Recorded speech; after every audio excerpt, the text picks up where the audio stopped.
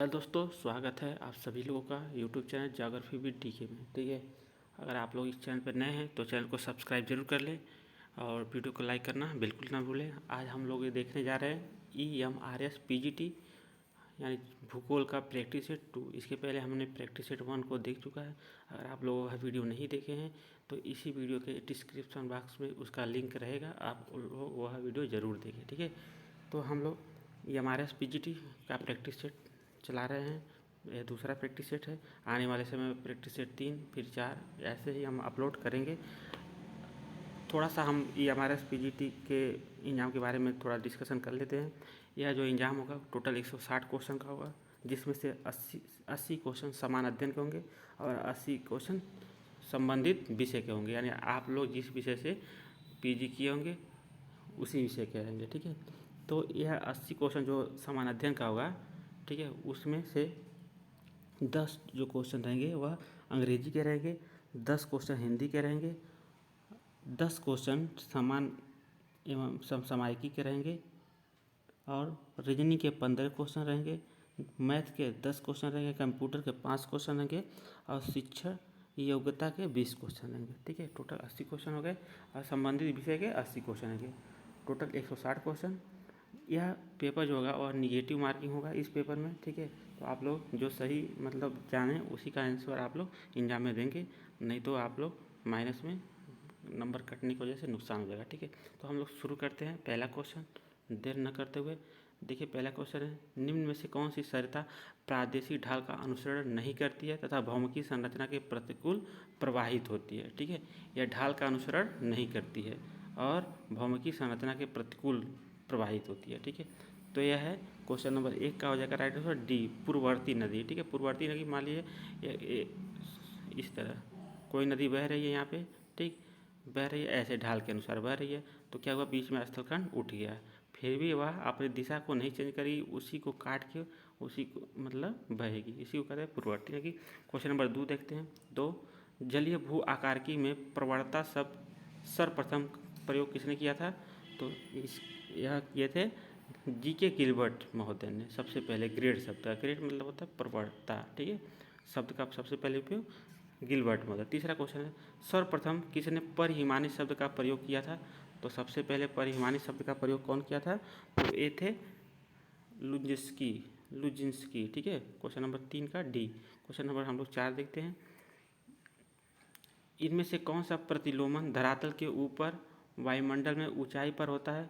इनमें न तो पार्थिव या सौर विकिरण का हाथ रहता है और न ही गैसों के अवशोषण तथा पवन के संपर्क का। ठीक है, तो 4 का हो जाएगा राइट आंसर डी, यांत्रिक प्रतिलोमन। यानी जब हवा तेजी से गर्म के ऊपर की तरफ जाती है तो उस पहुँच के वहाँ पे तापीय प्रतिलोमन की स्थिति उत्पन्न होती है, तो इसको कहते हैं यांत्रिक प्रतिलोमन। ठीक है, क्वेश्चन नंबर 5, सर्वप्रथम किसने ढाल के सहारे उत्पन्न होने वाली अनुवर्ती नदियों का उल्लेख किया था?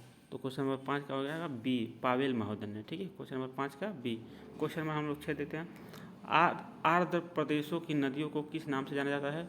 तो आर्द्र जो प्रदेश होते हैं उसकी नदियों को यह इफ्लुएंट नाम से जाना जाता है। ठीक है, क्वेश्चन नंबर हम लोग देते हैं 7, अपर्दन के किस कारक द्वारा प्लंज पुल का निर्माण होता है? तो यह होता है नदी अपर्दन द्वारा। ठीक है, आप नदी अपर्दन से जलप्रपात बनता है।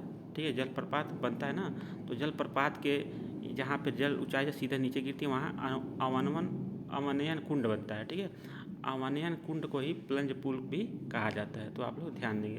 क्वेश्चन नंबर 8, निम्नलिखित में से किसे भूजिह्वा कहा जाता है? तो भूजिह्वा कहा जाता है स्पीड को। ठीक है, स्पीड को क्या कहा जाता है? भूजिह्वा। ठीक है, तो यानी जब सागरी, ठीक है, मान लीजिए सागरी निक्षेप पर से संबंधित है, स्थलाकृति है, तो इस तरह से हुक जो होता है, ठीक है, इस तरह से ऐसे होता है, इसको कहते हैं भुजियावा कहते हैं स्पीड को। ठीक, क्वेश्चन नंबर 9, निम्नलिखित कथनों पर विचार कर सही उत्तर का चयन करें। ठीक है, तो कथन है, हिम क्षेत्र की ऊपरी सीमा को हिम रेखा कहा जाता है। फिर कथन 2 है, हिम रेखा वह रेखा है जिसके ऊपर वर्ष भर हिम आवरण रहता है। तो इसमें कौन सा आंसर राइट होगा? केवल एक, केवल दो, सी है कि एक और दो दोनों, ठीक है, इनमें से न तो एक न तो दो, यानी दोनों गलत। ठीक है, तो इसमें से देखिए हिम क्षेत्र की ऊपरी सीमा को हिम रेखा कहा जाता है, ये बिल्कुल गलत है। ठीक है, ये हो जाएगा हिम क्षेत्र की निचली सीमा को हिम रेखा। मान लिया यह हिमालय पर्वत है, ठीक है, तो हिमालय पर्वत की पे हिम पाया जाता है, हिम आवरण पाया जाता है, तो एक ऐसी रेखा होती है उसके ऊपर वर्ष भर हिम आवरण रहता है। तो मान लीजिए 2000 मीटर, ठीक है, 2000 मीटर ऊंचाई पर एक रेखा खींच दिया जाए तो उसके ऊपर हिम पाया जा रहा है, उसके नीचे नहीं पाया जा रहा है, तो हिम क्षेत्र की निचली सीमा को हिम रेखा कहा जाता है, जिसके कारण उसके ऊपर वर्ष भर हिम आवरण रहता है। तो एक गलत हो जाएगा, केवल 2 सही हो जाएगा। ठीक है, तो क्वेश्चन नंबर 9 का हो जाएगा केवल 2 यानी 20 सही हो जाएगा। क्वेश्चन नंबर हम लोग 10 देखते हैं। पर्वतीय हिमनद का सर्वप्रथम अध्ययन कहाँ हुआ था? तो पर्वतीय हिमनद का सर्वप्रथम अध्ययन आल्प्स पर्वत पे हुआ था। ठीक है, क्वेश्चन हम लोग देते हैं 11। एक पारिस्थितिकी तंत्र के संबंध में निम्नलिखित कथनों में से कौन सा सही नहीं है? तो कौन सा सही नहीं है? ठीक है, तो 11 का हो जाएगा डी, यह एक समृद्ध यानी क्लोज तंत्र है, बिल्कुल गलत है। पारिस्थितिकी तंत्र एक खुला ओपन तंत्र होता है, ठीक है, खुला तंत्र होता है, समृद्ध तंत्र नहीं होता है। क्वेश्चन नंबर 12, एक नदी, झील या झरने जैसी जल आपूर्ति स्रोत के निकट स्थित एक स्थान को कहते हैं? तो कहते हैं नम बिंदु बस्ती कहते हैं। 12 नंबर का बी हो जाएगा राइट आंसर। क्वेश्चन नंबर 13, पारिस्थितिकी तंत्र में सकल प्राथमिक उत्पादन से हानियाँ घटाकर इंगित की जाती है, तो उसको कहते हैं निवल प्राथमिक उत्पादन। सकल जो प्राथमिक उत्पादक होता है उनमें से हानियाँ जो घटा कर प्राप्त होता है उसको कहते हैं निवल प्राथमिक उत्पादन। 13 का हो जाएगा डी। क्वेश्चन नंबर 14, निम्नलिखित पारिस्थितिकी में गेहूँ की अच्छी खेती के लिए कौन सा युग्म आवश्यक है? तो इसमें है 14 का ए, मध्यम ताप और मध्यम वर्षा। ठीक, क्वेश्चन नंबर हम लोग 13 देखते हैं। निम्न में से कौन सा उष्णकटिबंधीय घास का मैदान है? उष्णकटिबंधीय घास का मैदान यहाँ पे पहचानना है। तो देखिए ये जो है लानोज जो है उष्णकटिबंधीय है, जबकि प्रेरी, स्टेपी और बेल्ट जो है वह शीतोष्णकटिबंधीय घास के मैदान है। क्वेश्चन नंबर 16, विश्व पर्यावरण दिवस 2023 का थीम क्या था? ठीक है, तो क्वेश्चन नंबर 16 का राइट आंसर हो जाएगा बी, प्लास्टिक प्रदूषण का समाधान।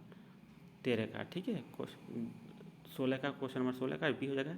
विश्व पर्यावरण दिवस 2023 का थीम क्या था? प्लास्टिक प्रदूषण का समाधान, यह इसका थीम था। क्वेश्चन नंबर हम लोग 17 देते हैं।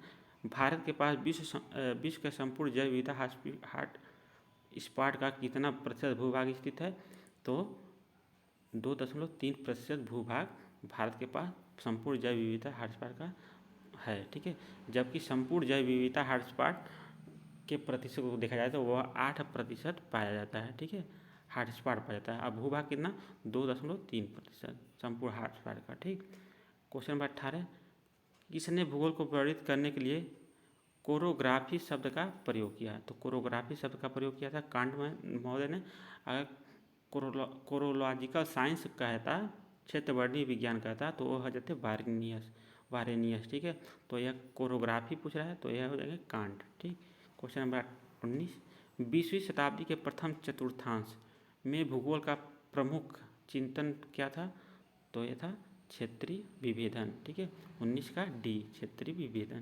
क्वेश्चन नंबर 20, जनसंख्या के बढ़ते क्रम में नगरीय बस्तियों का निम्नलिखित में से कौन सा समूह सही क्रम में है?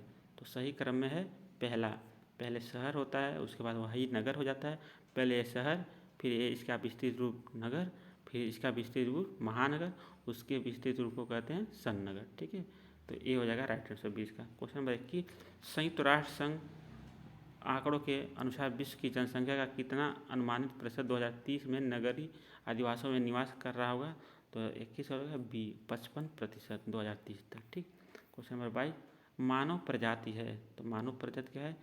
22 का हो जाएगा ए, शारीरिक लक्षणों के आधार पर वर्गीकृत मानव समुदाय को ही मानव प्रजाति कहा जाता है। क्वेश्चन नंबर 23, निम्नलिखित आदिवासियों एवं उनके निवास क्षेत्रों का कौन सा युग्म सही सुमेलित नहीं है? ठीक है, तो कौन सा सुमेलित नहीं है? तो इसका ए है, सही सुमेलित नहीं है। रेड इंडियन कहाँ पाए जाते हैं? उत्तरी अमेरिका में। ठीक है, उत्तरी अमेरिका में पाए जाते हैं, भारत में नहीं पाए जाते। जबकि माओरी, न्यूजीलैंड, कांगो बेसिन नदी घाटी, पिग्मी कांगो, ये सही है। मसाई, पूर्वी अफ्रीका, ये सब सही है। तो इसका ए राइट आंसर है, यही सुमेलित नहीं है। क्वेश्चन नंबर 24, निम्नलिखित में से कौन सा सही सुमेलित नहीं है? ठीक है, तो यह जनजाति है और यह दिया हुआ कहाँ पाई जाती है जनजातियाँ। ठीक है, तो क्वेश्चन नंबर 24 का राइट आंसर होगा सी।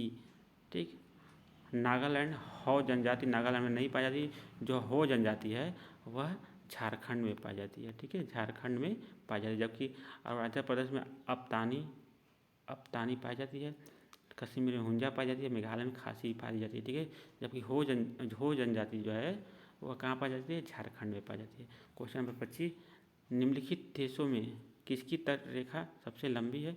तो देश देखिए कौन कौन है, इंडोनेशिया है, रूस है, जापान है, फिलीपींस है। तो सबसे ज़्यादा तट रेखा किसकी पाई जाती है, इंडोनेशिया की पाई जाती है। ठीक है, उसके बाद तब दूसरे नंबर पर रूस की। ठीक, अगर पूरे विश्व में देखा जाए तो कनाडा की तट रेखा सबसे लंबी है। ठीक, क्वेश्चन नंबर 26, ऑपरेशन फ्लड किससे संबंधित है? तो ऑपरेशन जो फ्लड है वह शहरों में दूध की उपलब्धता में सुधार के लिए ऑपरेशन फ्लड लाया गया था। तो 26 को हो जाएगा डी। क्वेश्चन नंबर हम लोग देखते हैं 27, विश्व में तांबा अयस्क का वर्ष 2023 में सबसे बड़ा उत्पादक देश है? तो ये क्या है, चिली है। ठीक है, 27 का ये हो जाएगा चिली। अब हम लोग क्वेश्चन नंबर 28 देखते हैं, निम्नलिखित में से किस कोयले का उपयोग मुख्य रूप से लौह अयस्क को पिघलाने के लिए किया जाता है? तो ठीक है, तो इसका राइट आंसर हो जाएगा सी, बिटुमिन्स कोयले का उपयोग मुख्य रूप से लौह अयस्क को पिघलाने के लिए किया जाता है। क्वेश्चन नंबर 29, यदि भूमध्य रेखा पर सौर ऊर्जा 100% है तो ध्रुव पर यह कितना प्रतिशत होगा? तो यह हो जाएगा 42%। ठीक है, 29 का सी।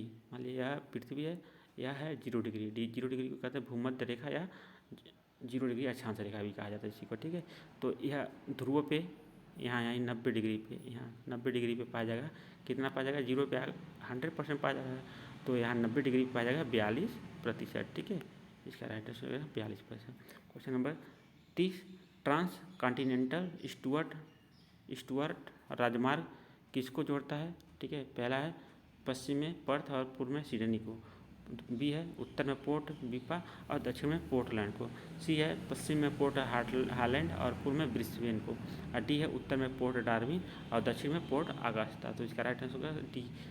क्वेश्चन नंबर 30 का डी। तो यह मान लीजिए ऐसे इस तरह से मान लीजिए ऑस्ट्रेलिया महाद्वीप है, तो ऑस्ट्रेलिया महाद्वीप में जो यह ट्रांस कॉन्टिनेंटल स्टुअर्ट मार्ग है यह उत्तर में है, यहाँ पे पोर्ट डार्विन है। ठीक है, पोर्ट डार्विन है उत्तर में, और नीचे क्या है, पोर्ट अगस्टा है, तो यही हाईवे है। ठीक है, उत्तर दक्षिण वाला, इसको कहते हैं ट्रांस कॉन्टिनेंटल स्टुअर्ट मार्ग।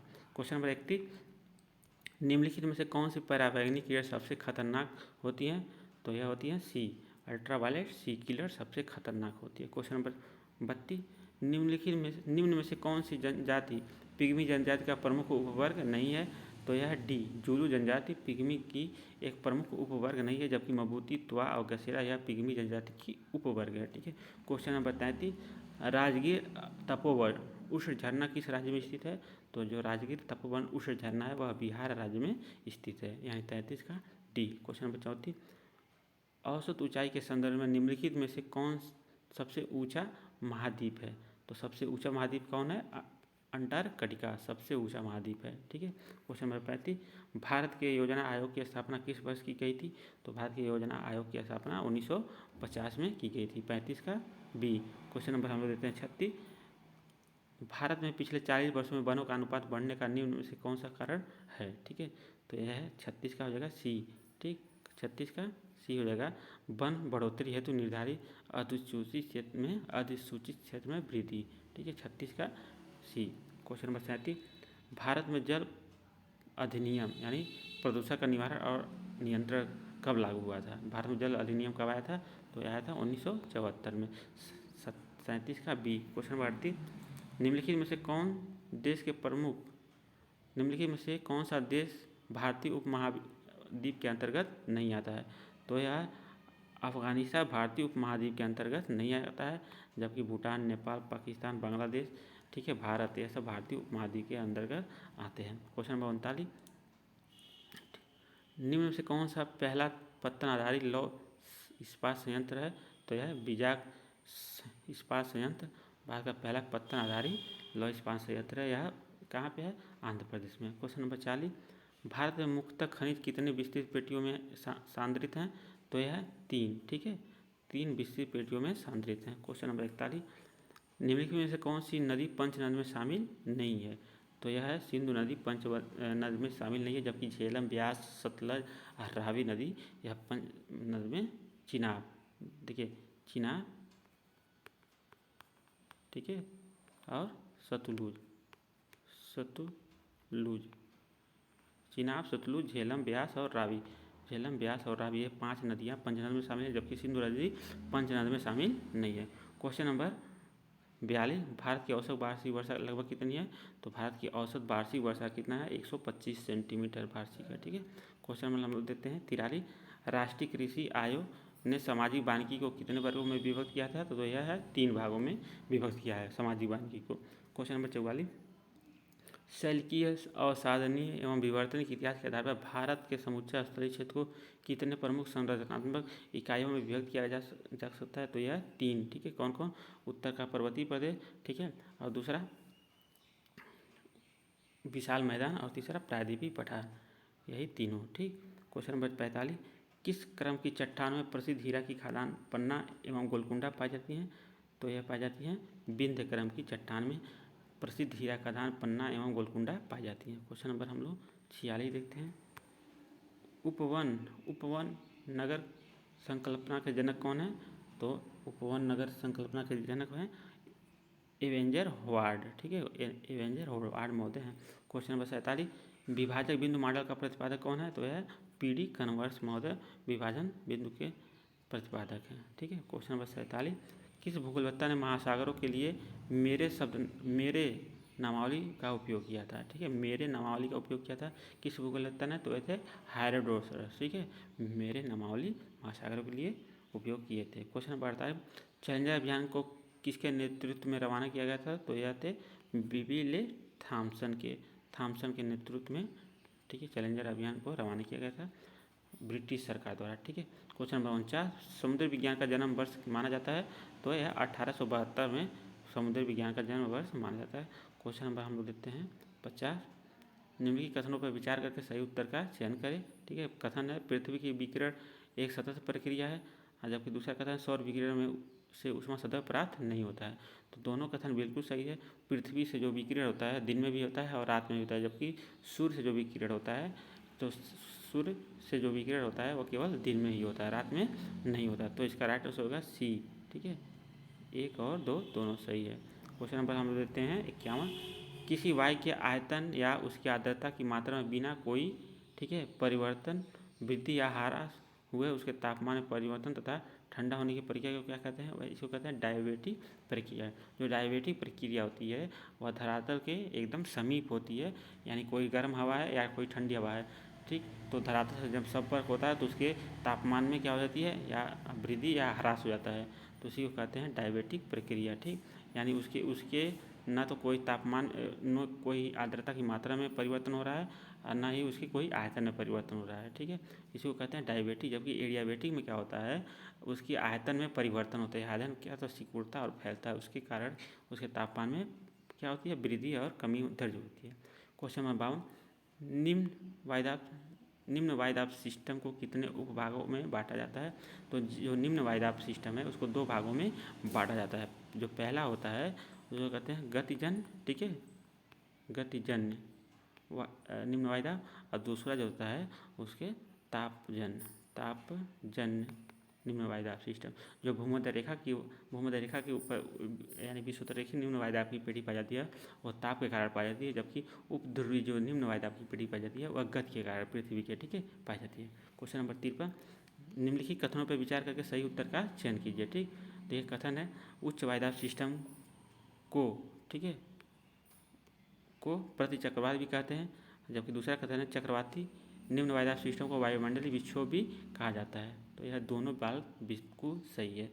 तो जो उच्च वायुदाब सिस्टम होता है तो क्या होता है? केंद्र में वायुदाब क्या होती है? ज़्यादा होती है। मान लीजिए 1000 है, फिर यहाँ पे 10 है, यहाँ 9 है, यहाँ 8 है, तो हवाएं केंद्र से बाहर की तरफ चलेंगी, तो इसी को कहते हैं उच्च वायुदाब सिस्टम को प्रति चक्रवात भी कहा जाता है। जबकि निम्न वायुदाब सिस्टम को वायुमंडलीय विक्षोभ कहा जाता है। 53 का हो जाएगा सी, 1 और 2 दोनों सही। क्वेश्चन नंबर 54, मानव प्रजाति का सर्वप्रथम वर्गीकरण किसने प्रस्तुत किया था? तो मानव प्रजाति को सर्वप्रथम वर्गीकरण लीनियस, ठीक है, यहाँ पे थोड़ा गलती हो गया, लीनियस, लिनियस महोदय ने सबसे पहले मानव प्रजातियों का वर्गीकरण किया था। ठीक, तो 54 का बी, ठीक है, लीनियस, यहाँ पे थोड़ा आप सही कर लीजिएगा। क्वेश्चन नंबर 55, भारतीय प्रजातियों का सर्वप्रथम वर्गीकरण किसने प्रस्तुत किया था? तो यह थे रिजले महोदय ने भारतीय प्रजातियों को सर्वप्रथम वर्गीकरण प्रस्तुत किए थे। ठीक है, क्वेश्चन नंबर 56, निम्नलिखित में से कौन भारत में पाए जाने वाली सबसे नवीनतम प्रजाति है? तो सबसे नई प्रजाति भारत में कौन है? तो वह है नार्डिक प्रजाति, सबसे नवीनतम प्रजाति भारत में पाई जाने वाली है। ठीक है, क्वेश्चन नंबर 57, निम्नलिखित में से किस जनसंख्या संसाधन प्रदेश के अंतर्गत भारत सम्मिलित है? तो यह मिस्र या चिंतुल प्रदेश के अंतर्गत भारत शामिल है। क्वेश्चन नंबर 58, निम्नलिखित में से किस प्रदेश को हिटलसी ने कम्पेज की संज्ञा प्रदान की? तो कम्पेज की संज्ञा हिटलसी ने विशिष्ट प्रदेश को, ठीक है, संज्ञा दी, विशिष्ट प्रदेश को ही कम्पेज की संज्ञा दी।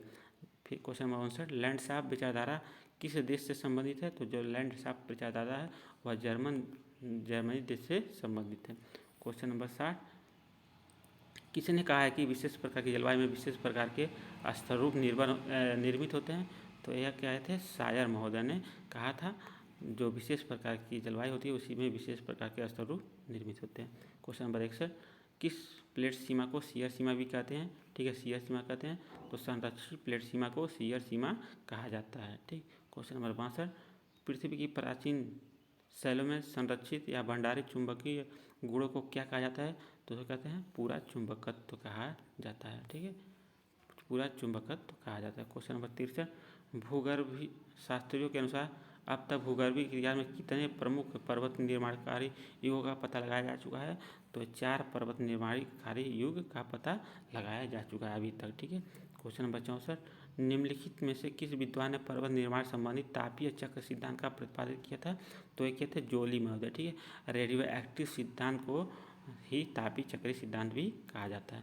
क्वेश्चन नंबर 65, किस जलवायु वाले क्षेत्रों में सभी प्रकार के अपक्षय प्राय नगण्य हो जाते हैं? तो अगर शीत जलवायु है वहाँ पे सभी प्रकार के अपक्षय प्रक्रिया नगण्य हो जाएंगे। ठीक है, कौन कौन?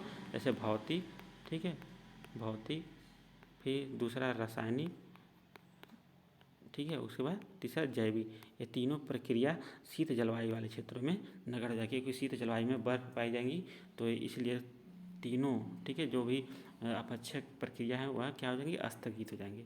क्वेश्चन नंबर 66, निम्नलिखित में से कौन सा स्थल मंडल को वर्णित करता है? ठीक है, देखिए 2 बार हो गया है, वर्णित करता है। ठीक, तो यह सी, भूपटल व ऊपरी मेटल स्थल मंडल को वर्णित करता है। क्वेश्चन नंबर 67, निम्नलिखित में से कौन सी नहर विकसित देशों और विकासशील देशों के बीच एक महत्वपूर्ण कड़ी है? ठीक है, कौन सी नहर? ठीक है, तो यह है सुएज नहर, क्योंकि सुएज नहर के मतलब भूमध्य रेखा के उत्तर में सब विकसित देश हैं और लाल सागर के पूरब की तरफ सब विकासशील देश है, तो दोनों के मध्य में कड़ी का काम करता है सुएज नहर। ठीक, क्वेश्चन नंबर हम लोग देखते हैं 68, किस पूर्वोत्तर राज्य में सर्वाधिक जनजाति संख्या पाई जाती है? तो क्वेश्चन नंबर 68 का राइट आंसर हो जाएगा डी, मेघालय। ठीक है, मेघालय राज्य में सर्वाधिक जनजातीय जनसंख्या पाई जाती है, ST की। ठीक है, क्वेश्चन नंबर 69, द्राक्षा कृषि किससे संबंधित है? तो द्राक्षा कृषि जो है अंगूर उत्पादन से संबंधित है। ठीक, क्वेश्चन नंबर 70, निम्नलिखित में से किस तट में संकीर्ण मतलब होता है यानी कम चौड़े, ठीक है, कम चौड़े, ठीक, महाद्वीपीय शेल्फ यानी महाद्वीपीय शेल्फ पाए जाते हैं, यानी मग्न तट। ठीक है, तो सबसे कम चौड़े कहाँ पाए जाते हैं? वह दक्षिण अमेरिका का पश्चिमी तट। ठीक, दक्षिण अमेरिका का पश्चिमी तट, यानी चीन में क्या पाए जाते हैं? विस्तृत, कनाडा में विस्तृत, उत्तरी ऑस्ट्रेलिया में विस्तृत पाए जाते हैं, जबकि दक्षिण अमेरिका का पश्चिमी जो तट है वहाँ पे क्या पाए जाते हैं? संकीर्ण महाद्वीपीय शेल्फ पाए जाते हैं। क्वेश्चन में हम लोग देते हैं 71, यदि बलन में दोनों किनारे समानांतर होने के साथ एक दूसरे के क्षैतिज भी हो तो यह किस प्रकार के बलन का उदाहरण है? तो यह श्यान बलन का। ठीक है, मान लीजिए ऐसे बलन होता है, जो बल होते हैं एक दूसरे के समानांतर कार्य करते हैं, तो पहले इस तरह मुड़ती है चट्टानें, फिर क्या होता है श्यान बेलन में, तो चट्टानें क्या होती है इस तरह से एकदम क्षैतिज अवस्था में पहुंच जाती है, इस तरह। ठीक है, मुड़ के इस तरह क्षैतिज अवस्था में पहुँच जाती है, तो इसी को कहते हैं सियान बलन कहा जाता है। अब क्वेश्चन नंबर 72, निम्नलिखित में से कौन सा देश पेरिस समझौते से अपना पैर पीछे खींचना चाहता है? तो है अमेरिका। ठीक है, अमेरिका जो है यह क्या करना चाहता है? पेरिस समझौता जो हुआ था उससे अपना पैर पीछे खींचना चाहता है। क्वेश्चन नंबर 73, भारत की राष्ट्रीय जनसंख्या नीति 2000 के अनुसार जनसंख्या स्थिरता की स्थिति प्राप्त करने का लक्ष्य वर्ष निम्न में से क्या है? तो है 1945 तक माना गया है कि अपनी जनसंख्या को हम स्थिर कर देंगे। ठीक है। क्वेश्चन नंबर 74, निम्न में से कौन सी प्राचीनतम परतदार चट्टान है? तो यह है धारवाड़ क्रम की जो चट्टान है वह प्राचीनतम परतदार चट्टान है, जबकि आर्कियन चट्टान जो है वह परतदार चट्टान नहीं है, आग्नेय है। ठीक है। क्वेश्चन नंबर हम लोग देते हैं 75, पश्चिम अफ्रीका की निम्नलिखित झीलों में से कौन सा एक सूख कर मरुस्थल में बदल गई है? तो पश्चिम अफ्रीका की लेक फागुबिन जो झील है वह सूख कर क्या हो गई है? मरुस्थल में तब्दील हो गई है। क्वेश्चन नंबर 76, निम्न में से कौन सा एक लोगों और पर्यावरण के बीच अन्योन्य क्रिया का सर्वाधिक महत्वपूर्ण कारक है? तो यह प्रौद्योगिकी। ठीक है, लोगों और पर्यावरण के बीच, ठीक है, सर्वाधिक महत्वपूर्ण कारक अन्योन्य क्रिया का। ठीक। क्वेश्चन नंबर 77, निम्नलिखित में से कौन सा एक मानव भूगोल का उपागम नहीं है? ठीक है, यहाँ पे नहीं है पहचाना, तो मात्रात्मक क्रांति जो है यह मानव भूगोल का उपागम नहीं है, जबकि क्षेत्रीय विभिन्नता, स्थानीय संगठन, अन्वेषण एवं वर्णन ये सब मानव भूगोल के उपागम हैं। 6 उपागम टोटल हैं। ठीक। क्वेश्चन नंबर 78, जैव विविधता का संरक्षण निम्न में से किसके लिए महत्वपूर्ण है? तो जैव विविधता का जो संरक्षण होगा निम्न में से किसके लिए महत्वपूर्ण है? वह है सभी जीवधारियों के लिए। ठीक है, सभी जीवधारियों के लिए महत्वपूर्ण है, तो 78 का डी। क्वेश्चन नंबर हम लोग देते हैं 79, उत्तरांचल यानी उत्तराखंड के किस जिले में मालपा भूकंप की आपदा जो घटित हुई थी? तो वह हुई थी पिथौरागढ़। ठीक है, 79 का डी पिथौरागढ़। क्वेश्चन नंबर 80, निम्नलिखित में से कौन महासागरीय धारा अटलांटिक महासागर में नहीं पाई जाती है? ठीक है, तो गल्फ स्ट्रीम, ब्राज़ील कैनेरी